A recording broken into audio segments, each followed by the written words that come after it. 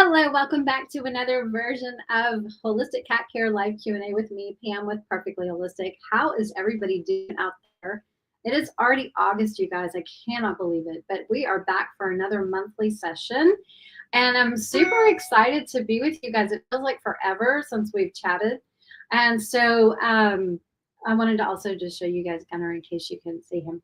He's showing up today for our live Q&A, and he's been a little rowdy, so I hope he's quiet. Anyway, so if you guys are watching tonight, definitely go ahead and drop a comment over here. Let me know where you're watching from, and start thinking about those questions that you want to go over tonight, because I'm here for you guys. I love supporting cat parents. And if you want to learn how to use a more holistic approach for your cat, whatever's going on, whether it's physical, whether it's behavior, whether it's emotional, we can talk. So I've got some ideas I can share with you, what I do with clients and what worked for me. So that's what I like to do, is just empower you guys to use and learn these approaches for yourself so that you can be more empowered and more proactive in your cat's care. So let's see. I also wanted to just let you guys know on Instagram, I can see your comments. Okay, so go ahead and start dropping questions in here if you want to, or just say hi and let me know that you guys are watching. Let's see, where should we start? I know I had a really good question from one of our followers today, and if you'll just bear with me a second, I'm going to scroll over to his question. And this was Ricardo over on Facebook. And I don't know if you're watching, but I'm going to at least let you know that I'm addressing your question on the show tonight. This is what he says. He goes, what preventative do you use to prevent your cats from having ticks and fleas? As I noticed on your story that they are often outdoors. And my cat is supervised outdoor quite a bit, but the last few days he's been licking a bit intense on his front legs and sides by his ribs. I looked through his fur, but can't seem to find anything. He loves being outside. I'm concerned if it might be fleas or ticks. Any feedback would be greatly appreciated. Okay, so this is a great question. And one of the first things I just want you guys to know is, just because your cat goes outside and walks around on the earth and the grass does not mean they're going to get fleas and ticks. So first of all, there has to be fleas and ticks present. And I can speak for myself. In the backyard where I currently live, I have never found flea or ticks on my cats, and they just go in the backyard. So that either means that I don't have a lot of wildlife coming through that have fleas and ticks, or there was not a dog that lived here that had fleas and ticks, or they're just not here. So that doesn't mean that they're not in your area. You just have to check and see. One of the things that you can just check, go out barefoot, go out with shorts, walk around in your grass and see if anything's jumping on you. You can also use like a flea comb and comb through your cat's fur kind of backwards and see if you notice any fleas running around. And you see flea dirt, which is black. It looks like pepper, maybe a little bit bigger, maybe coarse ground pepper. But if you see things like areas around their tailbone, anywhere that's warm, like around their neck, maybe even under their armpits, that's a place where fleas like to go hang out. So check those areas, and if you don't find any fleas, they don't have fleas. So don't let a vet talk you into putting toxic flea medication on them if that is not present. So in this particular instance where he's like, my cat's been licking a bit more intense, there could be a couple things going on there. First of all, it could be just an immune response. Like in the air right now, just in general, there are grass molecules, there are weeds like ragweed. Yarrow is really big in some areas, and I know in plantain is very irritating. Crowfoot grass is common right now in a lot of places. So it could be just environmental sensitivities that are causing a little bit of a histamine response, and then they will lick to kind of help stop histamine, the itching. And so it can be just a way to self-soothe. And it can also be anxiety, so emotional stuff. So cats who are stressed will self-groom a lot. So just keep that in mind, and just remember that, you know, just because your cat goes outside does not mean they're going to get fleas. They have to be in the area, first of all. But if you know that your area does have fleas and you find some on your cat, there are some natural non-toxic products out there that you can use for the fleas and things like that. Now, one of my favorites is called Flea X by Feline Essential. It is non-toxic. For best practices, they recommend just spraying it into a brush and brush it into your cat. So the product can actually end up being a repellent, but it also kills the fleas, which is great. So that's one option. And I know that there are really good brands out there. I know the Earth Animal makes a natural flea color for cats, safe for cats. And then you can look into products like Wondercide. And there's another, I cannot remember. Hold on. I think Tropiclean has a flea product. But if you just Google non-toxic flea products for cats, specifically put cat in there, and see what you find, see what pops up.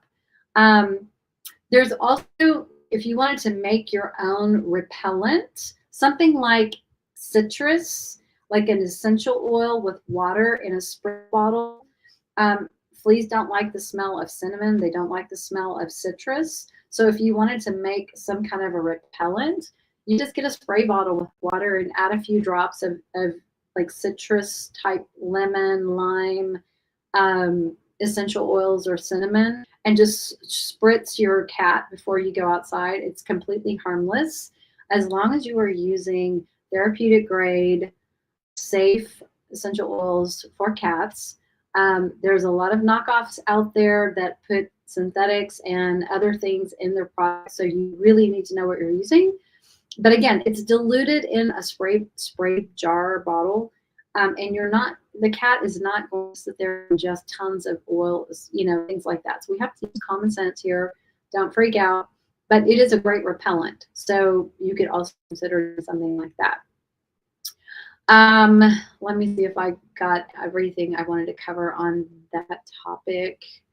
So I hope that helps. Now you can, if you know that your yard has fleas, there are so many great ways to treat your yard. Nematodes is one. You can order them at sometimes even your landscape, home and garden type shops. They can get you nematodes if they don't have them on site. But you can spray your yard, and it's like a little what do we call them? Nematodes. They're like a type of worm, and they eat fleas. They love flea eggs and larvae and all that. So spray your yard. Things like cedar wood chips are also great. My friend, I'm going to shout out Jenny at floppycats.com. If you want to learn more about what she has done a lot of stuff, let me tell you, on flea prevention and addressing flea issues in her yard and on her cat Charlie.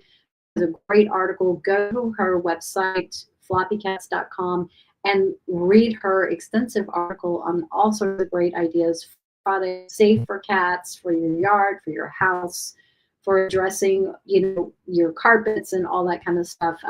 She has done a lot of work, and I just want to give her the credit for that. So check that out if you're having questions about fleas and things like that. I want to shout out a few people here. I know Janae is here, watching all the way from Nebraska. So Janae, hey, how are you? It's good to see you.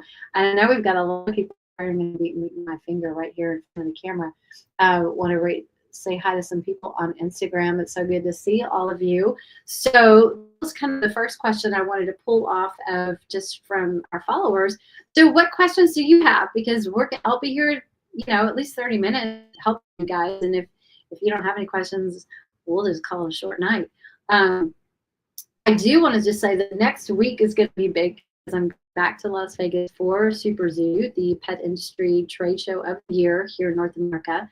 So be watching for updates from me from the show floor. We're going to be talking to vendors. We're going to be talking to people in the industry. Some of those people you know very well because they are on our shows. We have interviewed them. We have done collaborative efforts and shows together. So I am super excited to be reunited with my family over once more from all over, probably all over the United States. I don't know if anyone's coming from Europe, but we'll see when we get there. So definitely be following Perfectly Holistic. You can even follow my personal page as well. I'll probably be posting there as well. Just my cats, but you know they're going to be in good hands with their cat sitter. So anyway, so yeah. So what questions do you guys have? What are you doing? What are your cats doing that are driving you crazy? It can be diet. It can be emotional stuff. It can be behavior. If you're dealing with some kind of a health issue and you want to get some tips on maybe ways to provide a more natural approach to healing or addressing particular symptoms or issues, let's chat. So go ahead and drop your questions into the comments where I can see them and we can get started. And in the meantime, I know you guys can't see him, but he's being very quiet and very happy right now. Are you? Yes, sir. Yes, you are. Oh, I'm so happy when he's happy, because when he's not happy, he's very vocal, very upset. And it's usually because of either dogs or birds dive bombing him outside or spirits dive bombing him inside. So really crazy. Welcome to my life. Okay, say hi, Gunner. Say hi, Gunner. Say hi, buddy. Where's your sisters? The babies are outside in the backyard playing as we speak, and Aylin is around here somewhere taking another nap. She just had a birthday last week. She is now 10 years old. Cannot believe that, right? And he's 17. Not by looking at him. He's like forever young. Because we're doing everything right this time instead of everything wrong in the past that I've done with cats. So, you know, you live, you learn. That's the whole idea, right? Do things a little better. So anybody have any questions? I'm here for you guys. And if not, I can just put it in and we can meet up again next month. But Bonnie, I wanted to ask you how Jasper and Prince are doing. So let me know. You can drop a comment here. And yeah, anything exciting going on for you or your kitties this month? Let me know. And again, I can see your comments on Facebook and YouTube if you want to drop anything there, and I can see them on Instagram as well. What do you think, buddy? Yeah? You need to answer questions? No? You gonna be quiet? Okay. Doesn't have to say today. So let me make sure I didn't miss anybody up here. Anything else? What do you think, Connor? What do you think? I will also plug our radio show, which is in a couple weeks. I'm going to be interviewing the mastermind behind the holistic wellness approach, a new service that we offer here at Perfectly Holistic. I did get a certification through this, and it's really, really cool. It's called Holistic Wellness Approach, and we're going to break down how she developed this over 20 plus years of being a naturopath doctor and how it works and who it benefits and all of that good stuff. So that will be on the radio show in a couple weeks from now. No? Yeah, 2 Mondays. So not this coming Monday, but the next one when I get back from out of town. So that's going to be really nice. Okay, so Joel has a great question. He says, is FloraCat a good digestive supplement? My cats are having formed but loose stools. That's a great question, Joel. I'm not familiar with FloraCat. I can look it up real quick if you give me a second. I don't know what brand that is, but look it up. FloraCat. Okay, so it's Vital Planet. Let's see. Careful, buddy. Let me take a look. Daily probiotic. Okay. It has 20 billion probiotic cultures. That's awesome. 10 unique probiotic strains. That's very good. Let me see what else is in it. Oh yeah, I've got a lot of really good stuff in here. Um, yeah, I think this is a really good product. If it's helping, then definitely continue it. Um, let me see. Let me come back over here. Um, it is a probiotic. Now, it is not a digestive enzyme unless I looked at the wrong product. So, are you needing a digestive enzyme? Or specifically you wanted to use a probiotic? Probiotics are great, but they're not always indicated. And I know that kind of goes against what you hear some people talk about to want to do a daily probiotic for like every day of the year. And I just don't, it doesn't resonate. And it never agrees with the cats or the pets' bodies that I work on. Energetically, I have to say that energetically. Um, because you're only replacing those same strains over and over and over and over again. And I actually learned this from Dr. Karen Becker, who actually developed SIBO herself from using the probiotic for herself over and over and over and over again. So it was one of those aha moments that she had, and she shared with us on Inside Scoop how it affected her and changed her thinking around doing a constant probiotic. So if your cats are having formed but loose stools, it could be food related. And I know you said here you changed their food from Hills to Farmina, working my way to wet and hope cooked. It's awesome. Now he's upset. I don't know if you can hear that. Gunner, hush, hush. Sorry, he's very rude. Food changes can do that. But here's what you can do. Just maybe go a little bit slower. And this is what Dr. Becker recommended as well. She goes, whenever you're changing food, just make sure that you're not going too fast, especially when you're doing a really drastic product change. If wait till their poo is normal before you add a little bit more. So, it should normalize itself within a few days. And so just go slow. As long as their poop is normal, then you're good. You can keep moving forward. But I like the fact that you're going from Hills to Farmina. It is better ingredients.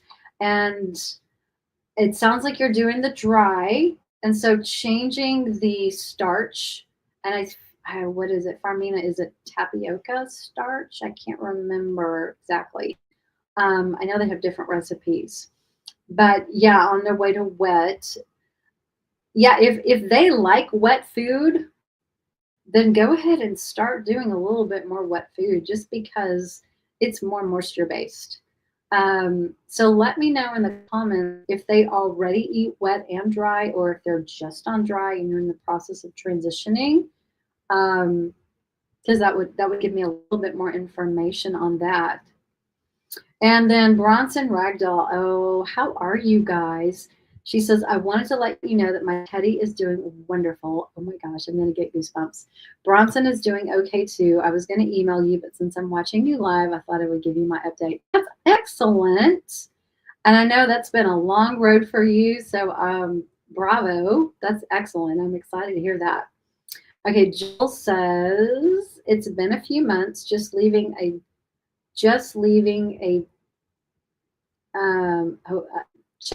check your text here. It says just leaving a dirty, but then the two girls hate wet. I don't know what that means. Well, typo. The girls hate wet food. Okay. Now I'm an energy woo-woo person. You guys know that, and I can tell you from personal experience, cats imprint.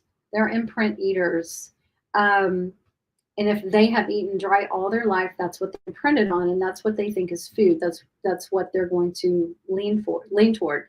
So if you want to do the fast track and get them unblocked, I call it unblocking, from their wet food so that they will be receptive to wet food, then consider doing energy work for that, because that is what I do all the time every day clearing blocks to things that are new or different, especially when it comes to foods. So if you, it can take a really long time to transition, especially if you've got cats who just dig their paws in and they're like, nope, I don't want that wet food. They could have a block to wet food, and they could have a block to, or even they could have like an addiction to the dry food, just because it's a lot of starch based and it breaks down as sugar. And so they get kind of addicted to that, if that makes sense. So those are just a couple things that I do on a regular basis to unblock and to help people move their cats to a better food and a different type of food faster than doing the really slow route. Um, if it's been months and they still have like the poop issues, it's not where it needs to be, then it could be some kind of a sensitivity to a protein that's in there or to the starch that you switch to. Um, he says, I have 2 shelter girls addicted to dry. They will eat the bad wet like fancy feast, just like the juice. Oh, he says I meant dirty butt. Okay. They just like to lick the juice. Okay, so it could be a texture thing. Some cats prefer pate. Some cats like super gravy, super, runny food. So you may want to go to a pet store, like try an independent pet store, if you have one in your area, and buy like one small can, one pouch of different types of foods, like pate, shredded, gravy. There's all different types of textures, and some cats prefer one texture over another when you're transitioning. So don't buy a case of anything. Buy different flavors. If you're starting with picky cats, pick a flavor that they're already used to. So like a lot of cats like chicken, so find something in chicken because they might be more receptive to moving faster than like a totally new protein. But try different textures of food. And so you can kind of look or ask the store people what that texture is if you're really sure on the product. But that's something that you can do, and just find something that they do like that they will eat. I'm going to leave it there for now. But think about the energy work, because, man, it could just make your life so much easier. Okay, so I think I missed one. Okay, Laura Judy says, how to calm a cat going to the vet. 5 years old, has heart murmur. Oh, it's hard. Nobody likes to go to the doctor, including me. Okay, so lots of different ways. First of all, color therapy. In the carrier, put red, something green, something purple. Those are just really calming colors, and they don't have to see the color. It is about the frequency. And so even if you just had a little dish towel, or a ball cap or a t-shirt or something, it doesn't have to be anything fancy. It can be a toy, something that's those colors you can put inside the carrier. Those can be very calming. Playing calming music in the car, like classical music or meditation music, something that's going to make that environment a little more calming for them, is good. You can use things like flower essences. I'm thinking Aspen by Bach Flower Remedies is very good for helping them feel secure. So you can put a little bit of that in some food before you go, like a little bit of treat, put a few drops on a treat, let them eat it. You can also put it in your hands and just pet them, and just you can actually dose it directly into the mouth if you want to. So like 3 or 4 drops until they settle down. Rescue Remedy would be another good one that you could look at as well. It's a flower essence blend. And let's see, colors, music, CBD. Sometimes cats respond to CBD that you're probably going to need at least a 250 to 300 milligram. That's more on the calming end. A CBD product for cats.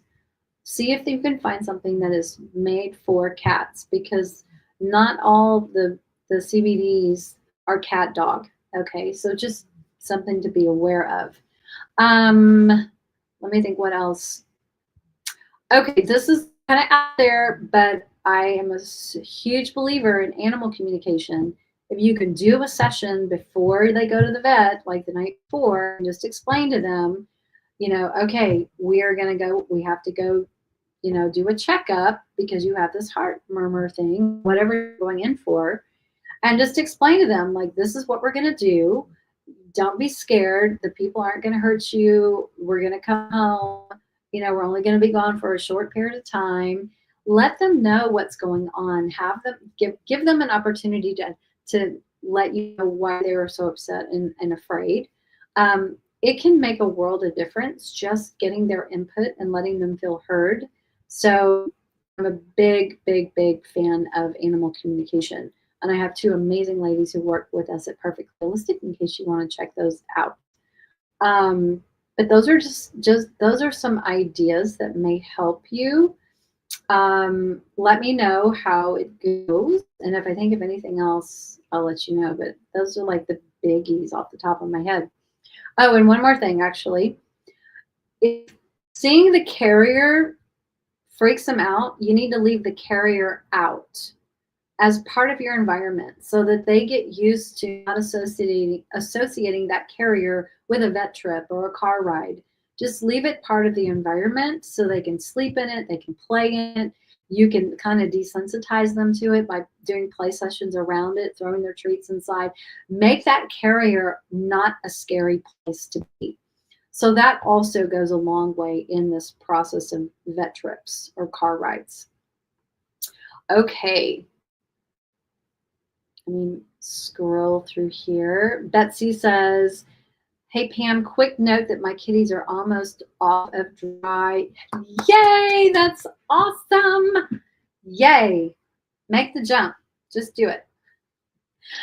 That's great news. Thank you for sharing.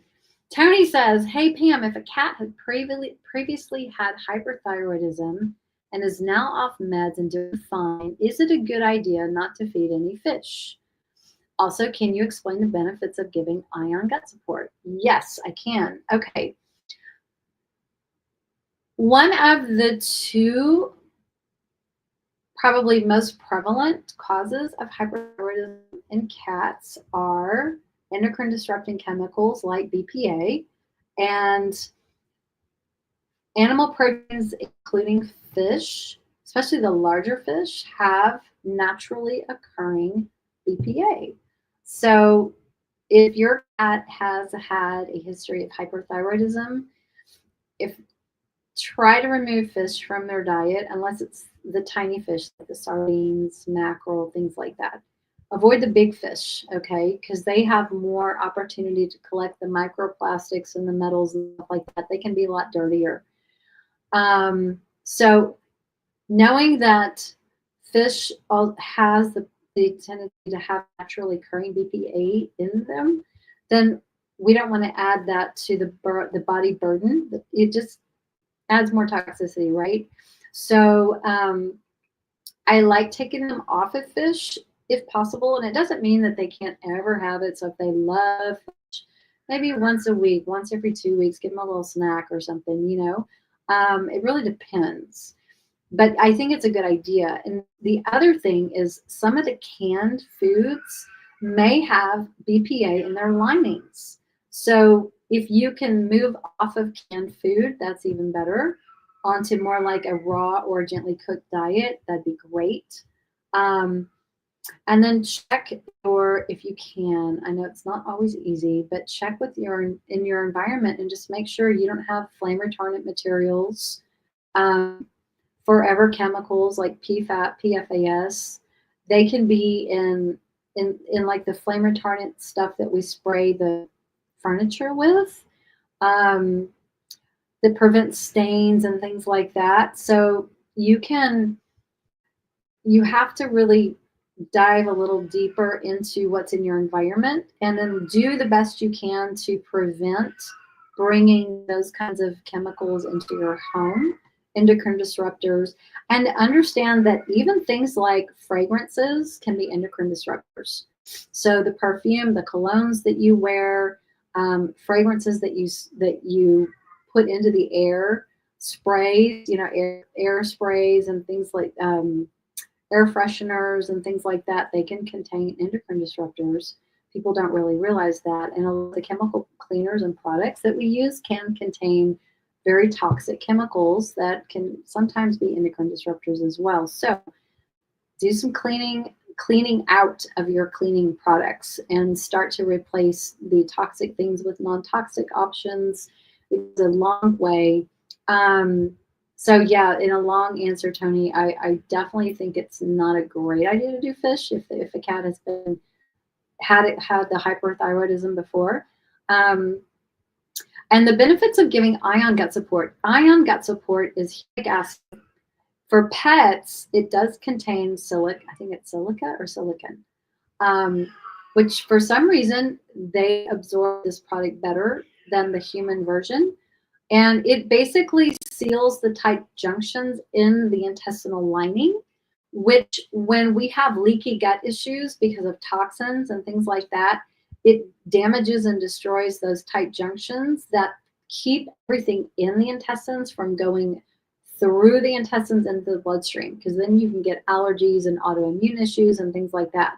So ion gut support is it's filled with trace minerals, which are healthy for the body, and it seals those tight junctions and it helps heal leaky gut. And if your cat has kidney issues or has, what is it, stage 1 kidney disease or whatever they label those things. Gunner, hush, I'm busy. Quiet. Thank you.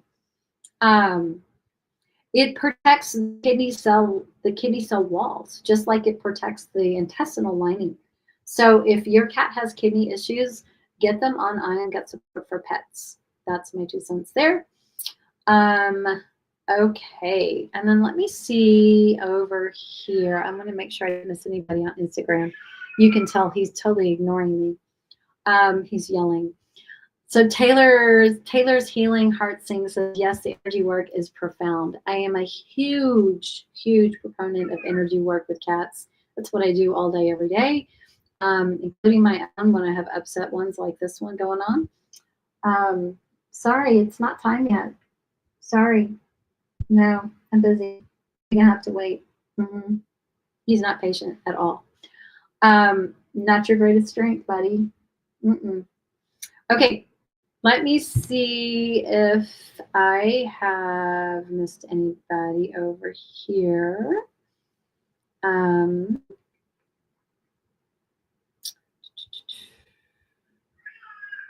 So Joel, in response to your comment, looking at the energy work, the sessions that I do are called Mind, Body, Spirit Release. And you can find that under services under perfectlyholistic.com and learn a little bit more about how that works. And you can always book a free consultation with me through the website. It has a link to my calendar, and you just book a time and we can just talk a little bit more and answer more questions if you want to learn about it. Tony says, thank you. Laura says, thank you. You guys are most welcome. Okay. Let's see. Anybody else have any questions? Those are great. I didn't talk too much, but I wanted to cover a lot because there's a lot of openings for some of those questions where I could add a little bit more. Another little tip that I just thought of, if you're transitioning your cat to a different diet, is to use like food toppers. So if you've tried single ingredient treats like freeze-dried liver, freeze-dried salmon, freeze-dried whitefish, minnows, shrimp, there's so many amazing products that are freeze-dried, single ingredient, non-toxic, clean products for cats that you can just crumble on top of their food. You can take freeze-dried recipes and crumble on top of their wet food to get them used to a different texture or to entice them to try something new.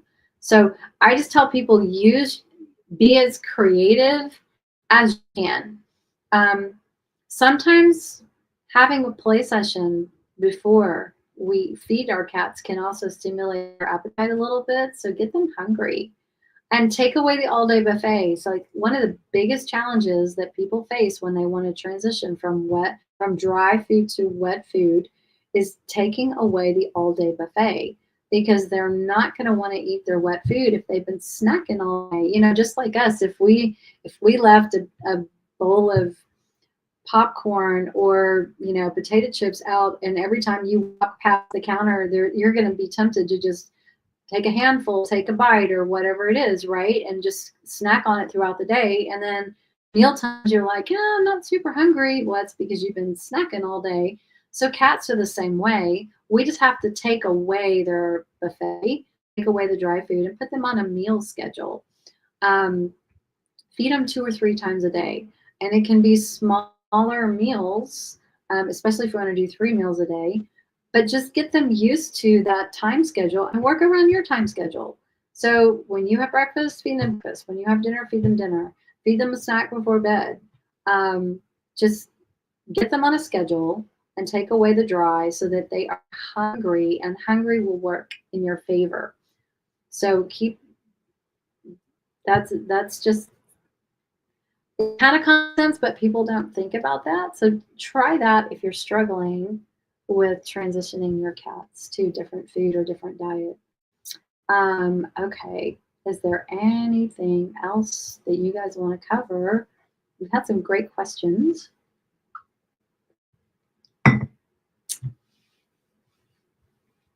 If not, I may wrap it up and go tend to Mr. High demanding unhappy cat over here. Okay. And if you guys have any topics that you want us to go over, it can be a radio show, it can be just another live event, doesn't have to be live Q&A, but if there's like specific topics or health topics that you would love to learn more about, drop it in the comments, because part of our mission here at Perfectly Holistic is really just to empower you guys through education. Because when you learn more, you can do more and you can do better. So if there's something you really want to learn more about, and you haven't heard us talk much about it, definitely let us know, because I'm always looking for show topic ideas. And science is catching up. There's just more and more research coming out all the time. And so things change over the years. So it's never too late to learn something new. And in this industry, we're constantly learning more and more all the time. So maybe it's a topic we haven't revisited in a really long time that you guys want to learn more about. I'm open. So let us know. Barbara says, oh my gosh, Gunner sounds just like Tom. What a kitty symphony. Yeah, when he's upset. Is that what Tom sounds like? And thank you. I have not ignored your email. I'm probably not going to get to it till tomorrow. I was just buried all day. So, but thank you for sending me the update on your sweet boy. And I'm wondering if there's more we can do. My brain is kind of already thinking about some of what you said. So I'm thinking about that. Okay. Well, I think we will call it an evening. Last call for last questions. If you think of anything else, let me know. Otherwise, we will sign off and see you guys the first week of September. And remember, we are on a new night, Wednesdays, because Thursday nights is something else I could do at 6:45. So yeah, that's when I wanted to not miss those opportunities on Thursdays. So I moved it to Wednesday. Jill says, yes, I do leave food out too much. Okay. The two girls don't like each other, so it's been my focus on that the last year. I got the comfort zone collars on them, and we are doing better every day. So now I'm addressing the food. Thanks so much. I think the energy session might help. Absolutely. And energy work can also clear the dysresonance between them. If they were adopted together, but they're not from the same litter and they didn't know each other, and even if they were, if you're not an only child, you understand that family members have tiffs, and they can get mad at each other and they can annoy each other, and sometimes they don't like each other very much. The energy work can also clear the dysresonance between them to help build their relationship so they get along better. and at least coexist peacefully together. So there's so much we can do to help you move those relationships along a little faster, um, and get them eating better. There is literally no limit to what we can do with energy work. It's all about the intentions that we create when we do it. So it's pretty awesome. Okay. All right, you guys. Well, I'm going to go take care of Mr. Unhappy. And in the meantime, you guys have a great rest of your evening and week. And we'll see you guys next month. Okay, one more comment. He says they're separate, strangers with their own trauma. Okay. Yeah, trauma is something I work on all the time with cats who are adopted from shelter situations or even non-shelter situations that come from traumatic backgrounds, rehoming situations, just bad environments, whatever the case might be. So yeah, it's fascinating what that how much the work that I do can help you without that. Okay, so thank you, Renee. Thank you, guys. Have a great rest of your week and watch us from Super Zoo next week. And we'll see you next time. Y'all have a great evening.